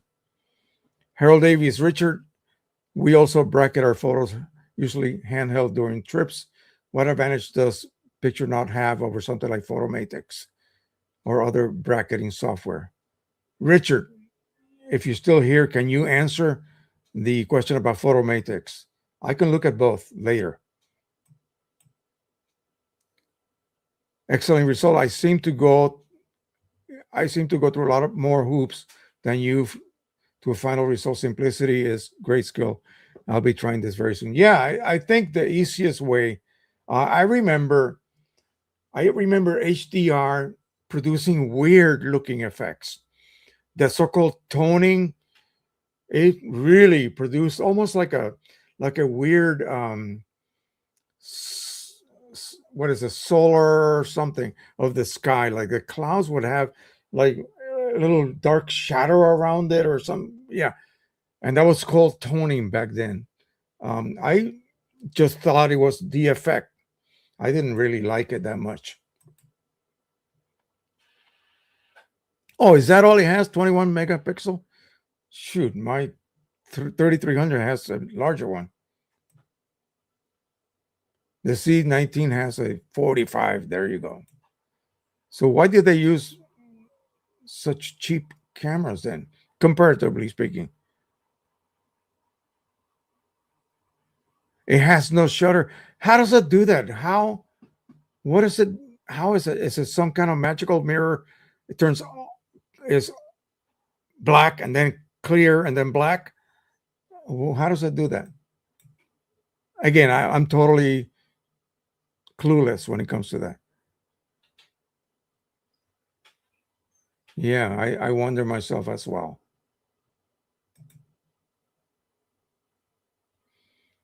Yes. Thank you, Richard.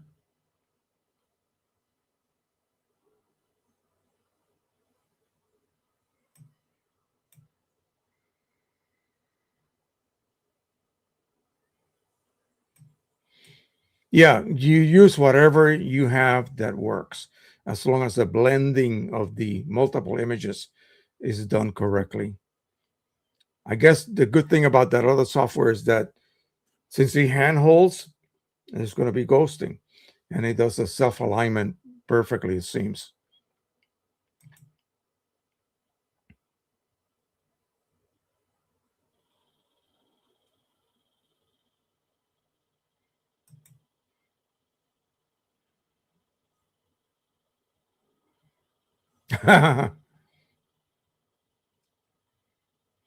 No, I Richard will forget more than I will ever learn.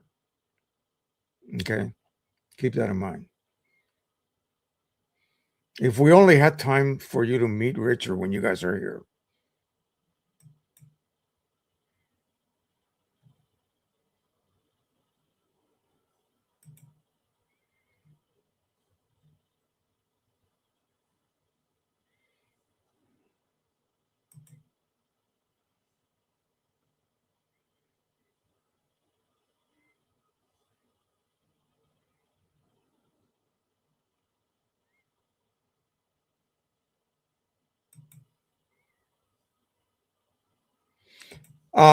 It was the one you just sent me, the one that I'm printing now.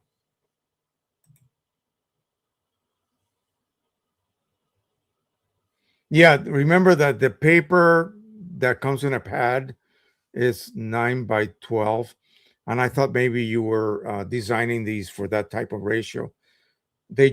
I had to crop them if I'm going to do a 2 by 3, say business card. Let's just say that, or an 8 by 12. That's 2:3 ratio. I have to crop some of it off, and I don't want to do that. But I would love to print that one on a piece of aluminum. I have seen that. It is awful, awful. Like the toning is not really toning; is some weird effect they apply. Oh, okay. So that's a good answer. Perfect.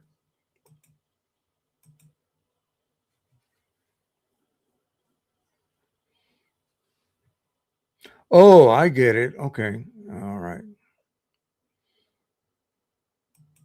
That explains it.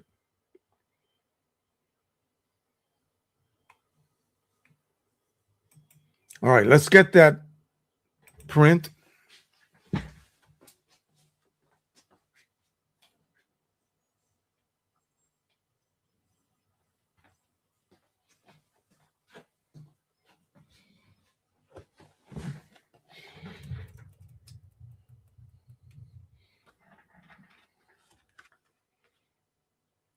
Wow.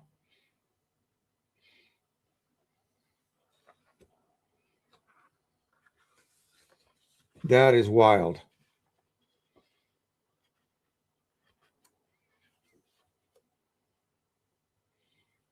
So this is the result on the Pro 1000. Beautiful. Absolutely. I'm going to try. What did I just create? We just created a 8550 profile. So let's go ahead and print something else.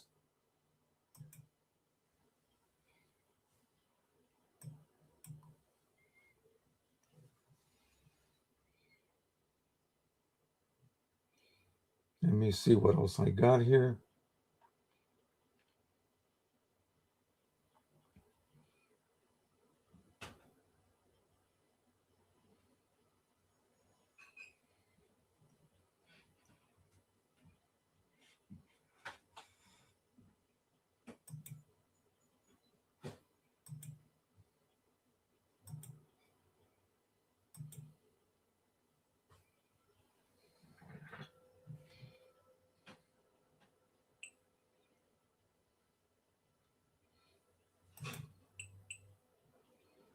Let's see.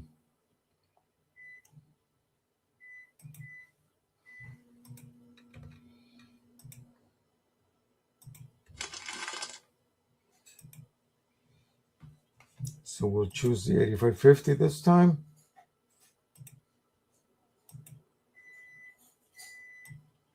$85.50 and not 4x6, of course. Letter size. We'll add that same size fold border. This will be on the glossy, ultra premium glossy. Actually, yeah, I have to use that because that's what I use to create the print. And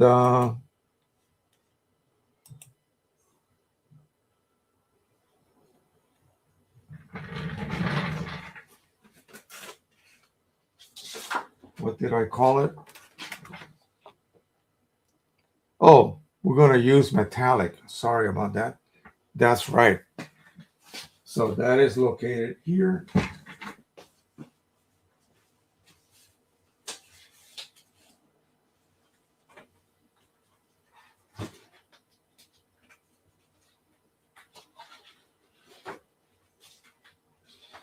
I forgot I was going to use that same image, and I want to check to see what it's going to look like on metallic, because it is pretty wild.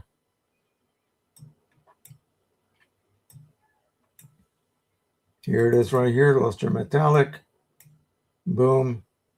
And I'm going to put it on ultra premium luster. Get my border back on here. So, and then we'll go back to my desktop, and we will find Richard's image.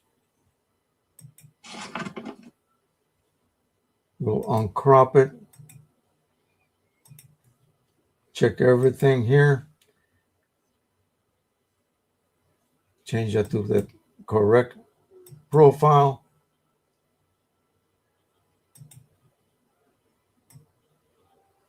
See here somewhere, luster metallic, 8550 polar, Red River polar luster. Okay, relative black point comp, and boom. This is going to come out amazing. I have a feeling, because just the vibrancy of these colors with the metallic look. Oh my God, that's going to be wild. I have my default sharpening is back, and metallic luster metallic profile. Yeah, we're ready. So let's go ahead and wait for that to load. I want to make a comparison to see what kind of differences a just a regular glossy paper. This is not considered Canon's best paper, but gosh, I'm looking at this right now on my screen. This seems a little bit more punchy, although in person, that's because my camera blocks a lot of the detail in the reds.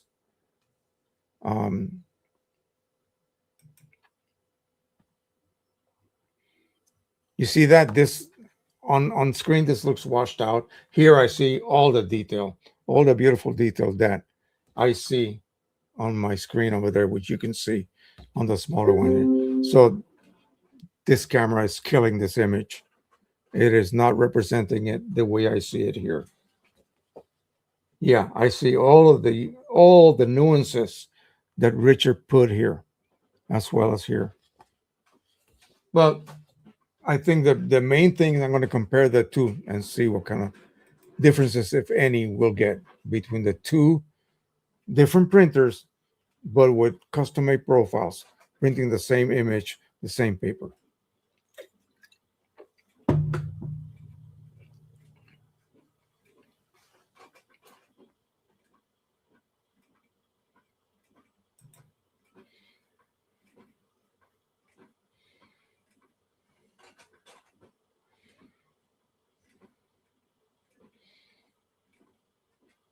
Which image are we talking about? That one?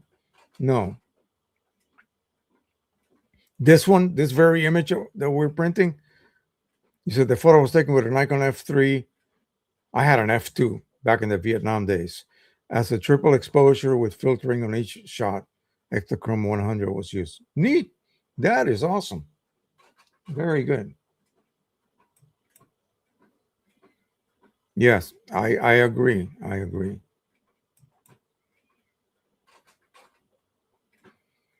That's why I want to do it on metal.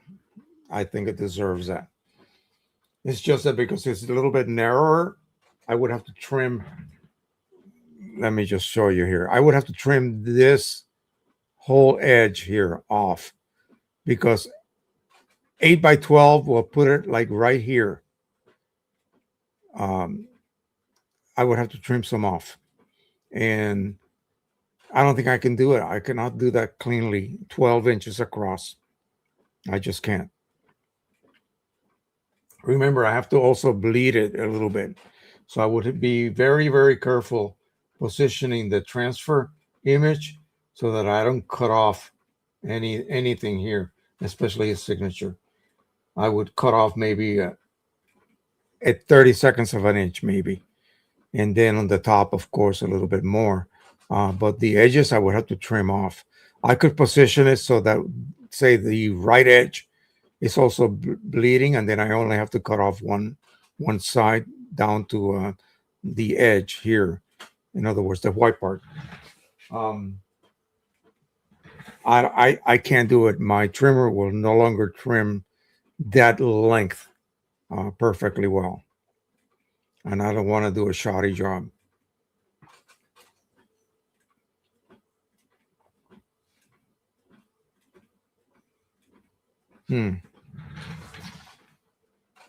Almost there.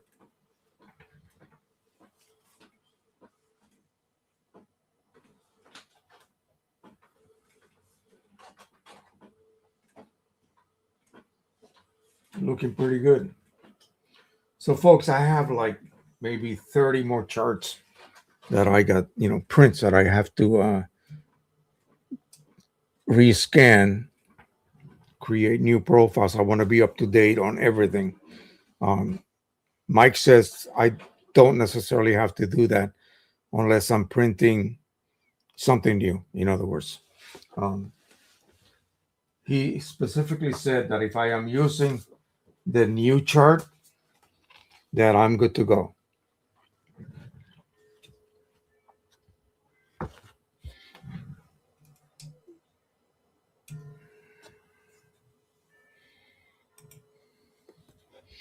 And as I suspected, that metallic, wow. So I'm getting slightly different results here.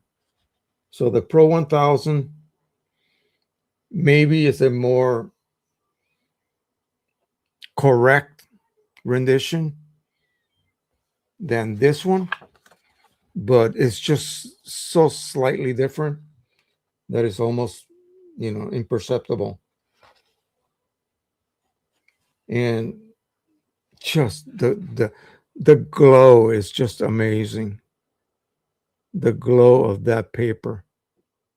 Again, thank you, Steve, for this fantastic paper. I like just so you know, I like the luster a little bit more than the glossy. I'm going to go ahead and do the same thing afterwards, after we get off here, maybe with the glossy metallic, and see what kind of results I get. But this is really crazy dynamic. The dynamic look of this paper compared to others. Again, this is the metallic right here, and this is the regular glossy 2, the low end glossy 2 paper, the one that they were giving away, pay for one and get 9 more free. I have to move it around because of my lighting is so bad. I want you guys to get the most even lighting possible. Yeah, this one looks amazing. That level of detail is just really fantastic. And again, that's just the 8550, folks. And remember, there's no red and blue ink like the Pro 1000 has. This is probably close to perfect as far as rendition goes, simply because it's the Pro 1000, period. 8550 is 5 colors, basically, and black. But yet, look at this. Come on. You cannot argue with the fact that, boy, were they wrong when they first put out these EcoTank printers, and they didn't dare call them photo printers. They just couldn't. They didn't have the proof yet. And now we've been able to verify that. Indeed, it is that good. I see a difference here. You probably cannot see it with my crappy camera, but this and this differs. This is a little denser. This is a little lighter in color. And again, this is the one on the metallic paper, the 8150. This is one on the Pro 1000, which I have, of course, red ink. So these reds are more accurate. These reds are more what the printer can render, But again, it's so slight, you can see. Now the greens pretty much are very, very close match, especially this and this here. Very, very close. The depth of these blacks here is a little bit more intense on the 8550. I'm looking at this relatively dark environment here, so my eyes may be playing tricks on me. But yeah, this is still it's pretty good, pretty good. I'm looking at little nuances here. The edge of this, there's a little tiny brush stroke here. I can see it. Both printers produced that beautifully. You can't see that. It's right here on the edge of that. Between the red edge and the black background, there is a little brush mark that I can see beautifully. Again, both results are great. Thank Thanks for the profile. That is the reason. That is the reason for the nearly perfect match. You're not going to get a match. Absolutely. There's two different animals. You have a barely a printer here. 5 colors is what you're using max. Okay. 6 colors if you're cheating and you're using matte paper and using vivid fine art. Both blacks are trigger plus the other 5 colors. So at any condition, on the other 4 colors, I mean, you got yellow, magenta, cyan, and gray. That's it, plus black.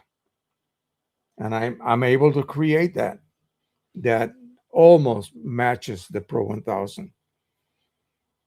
You know, that's why I said way back a couple of weeks ago, if I had to pick 2 printers, and I am not allowed to buy more than 2 printers, and I have a need for an all-in-one type, usage. The 8550, that's it. If all I need is 13 by 19 and I still want to be able to scan, plus now I can make profiles, 8150, 8550, I mean, that's it. You don't need anything else. You really do not need anything else. You want to make more professional prints, 17 by whatever, of course, the Pro 1000, the Pro 1100. There's no other, 17-inch, okay, the P900, but you cannot use third-party inks unless you're in Europe. So let's just stick here to this continent. Yeah, the Epson is great as well. It's just that they don't let you use third-party inks. So I want to use OEM third-party in a third-party way. I want to buy large cartridges. You search up and down every single day of your life on eBay. See what's available. You see one 700 ml card for $150, you snatch it up. They cost $300. And you extract the ink. That's what I used to fill my blue cartridge that became low yesterday on my Pro 1000. I drew ink out of my big blue 700 ml cartridge. Right here. Pro Chrome Optimizer 700 ml empty, a full one that I got for $99. This sells for $300. Okay, and so I don't have any worries about running out of my Chrome Optimizer at this point for a while. So constantly look for that. If you own a Pro 1000, fine. Look for, say, 2200 inks for the Canon Pro 2200s. Or 2100. That's the formulation that the Pro 1000 uses. If you use a 1100, then look for higher model numbers, the 2600, the 4600, and you'll get the inks, different sizes.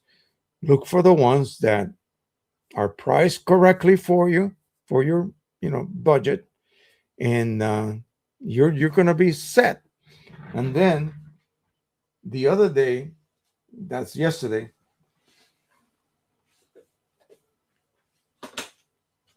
I had to quickly extract some blue ink. I needed about 60 ml. So I did what normally you have to do is you insert, see here, this is your exit port for ink. This is your in port for air to get in and vent. As ink is leaving, air is entering through here. There is a double spigot on the printers that allow that exchange to occur. I have to put a little needle here, maybe 1 inch long, 2 inches long, and then a longer one here, attach a syringe to it, tilt it over a sink because you may end up getting ink, and then suck the ink out, remove the syringe, pour it into my cartridge, and that's it. It can be a mess. I have blue ink all over my floor. Okay. Or get big bottles. They have plastic bottles with little tiny, um, like, in fact, like this right here. This has a little bit of chrome optimizer left. Drill a hole, 5/32 of an inch. Drill a hole, 5/32 of an inch. Two holes on the handle. 1 o'clock, 11 o'clock, or 1 o'clock, 11 o'clock, how you are looking at me. This is a 5/32 of an inch plug. Once you drill the holes, get a funnel, open up this bottle, put the funnel in it, and start pouring the ink out. Vent, pour. Once you got all the ink in that bottle, this is a 750 ml bottle. This is a 700 ml cartridge. You will get all your ink in that bottle. Plug, plug. This chip has never been used. This cartridge now is a refillable cartridge for a 2200 or a 4400 or whatever printer uses this size cartridge in the Epson line of Pro printers. You can sell this for $10. Okay. Mike Lee had, oh my God, I don't know how many of these. Okay. That's how he's able to sell you the so-called OEM inks for the Pro 1000.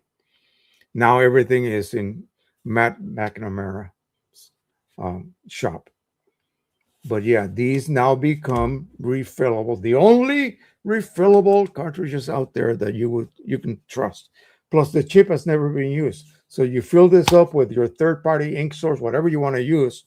I would use Precision Colors for the Pro 1000, obviously. And if you just want to use third party, you can use third party. Fill it up with 700 ml, put it in your printer. It recognizes that chip as being full.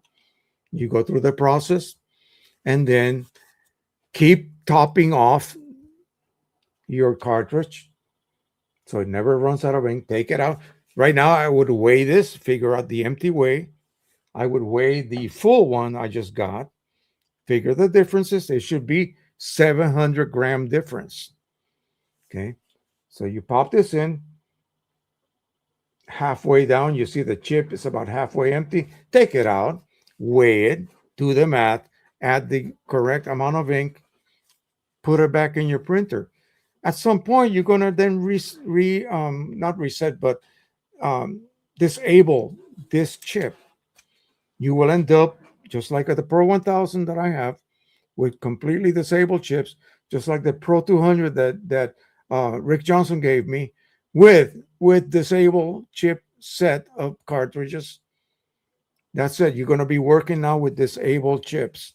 So you just got to take out every 6 months, take this out, weigh it. Okay. If it weighed 100 grams empty and 800 grams full, and now it weighs 300 grams, add what? 500 grams of ink. That's it. Put it back in your printer. It's wonderful. I don't know what they're going to plan to do with all of these. I need to talk to him about that, because it's a great commodity. You would have to go through a lot of trouble to do this yourself, unless you're buying ink. So the goal here is to buy OEM ink. This was another one that I did. You see the plugs? OEM inks, the chip's never been used. remove the ink the easiest way, which is to just drill, funnel, pour. And now if I want to add ink, where's my cartridge? Right here.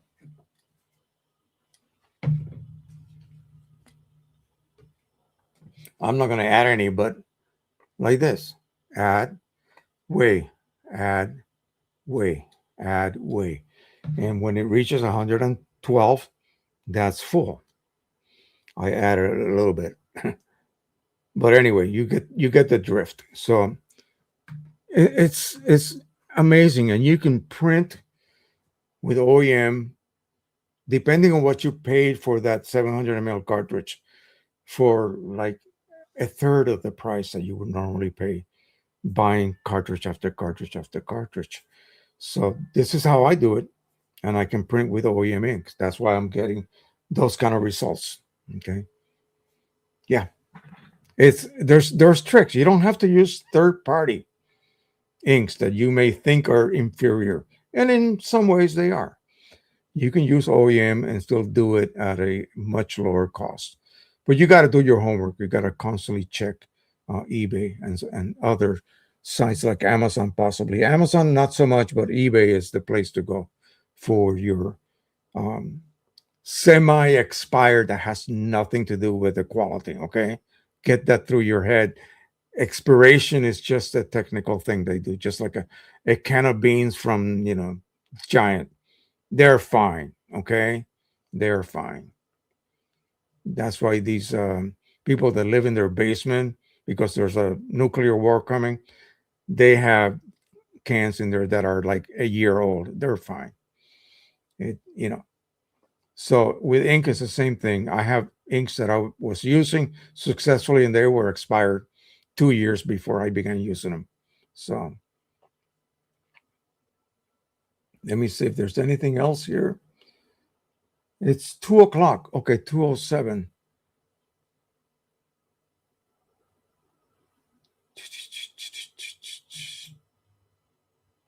Okay, so that's what he did with that image. That's amazing.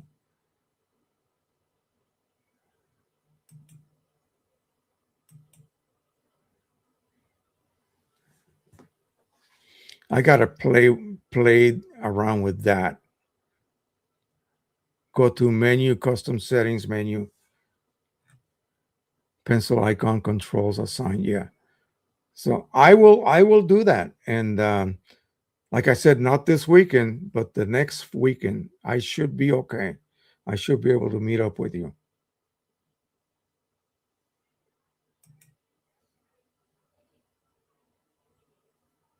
Yeah. I do better if you walk me through that process physically. Um, I'm really I have ADHD. Yeah, had it all my life. I cannot focus on written stuff. I have to be shown. So my grandson is the same way. Yeah, he inherited from, I think, Jeremy. My son has it as well, a little bit. So anyway, thank you so much, Richard, for coming on. Really look forward to seeing you all week. All this past week, I told a few people that you will be coming by. So let me go ahead and get ready to. Let me see, where's my other? Here it is. Put that over there and load the next slideshow, which is right there. And we'll say goodbye right now. If you have any goodbyes you want to add, go ahead and add them. So we'll see you next week. Bye-bye, everybody.